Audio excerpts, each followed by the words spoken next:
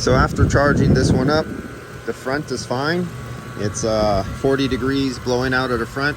The rear is only 63 degrees. It has a rear AC and a rear quarter and a side quarter panel, but there's barely any blowing coming through the ducts in the ceiling. So this has ceiling rear AC that blows down from the ceiling. There's about 8 or 10 ducting vents from the ceiling, and there's almost nothing coming out.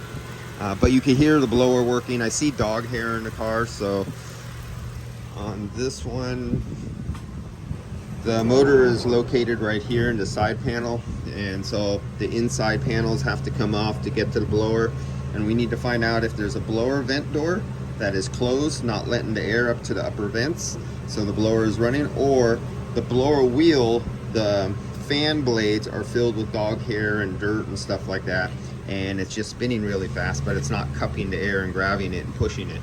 So got to find out what's wrong there. But other than that, it works.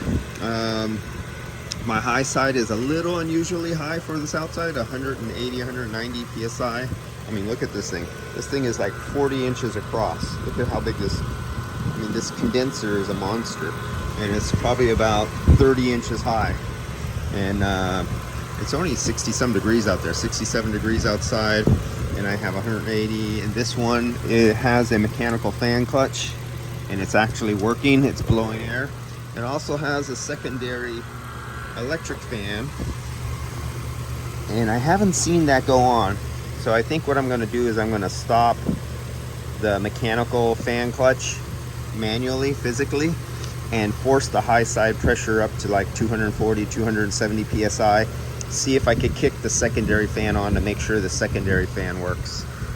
Because they overheated the last compressor, there might be a little bit of debris that made it into some of the cooling passage tubes of this condenser, and that might be accounting for my high side that I'm not too happy about, because there's definitely no load on the rear evaporator because there's nothing flowing through it. All right guys, I'll see you later. Yeah, this is too hot for this temperature. But my gut feeling, my experience by using this tool right here tells me more than every other tool that there's an underlying other problem there. I think there's some debris that made it in here. I have to let them know that and let them decide what they want to do. And they really should have changed the expansion valves, both front and rear, and attempted to flush out the front to see if any debris. There goes the fan motor. So and I didn't get to see what pressure that went at, but we got full fan now. So now we have both the mechanical fan and the auxiliary down to 170. Okay, so that's working. Saved me some work. All right, see ya.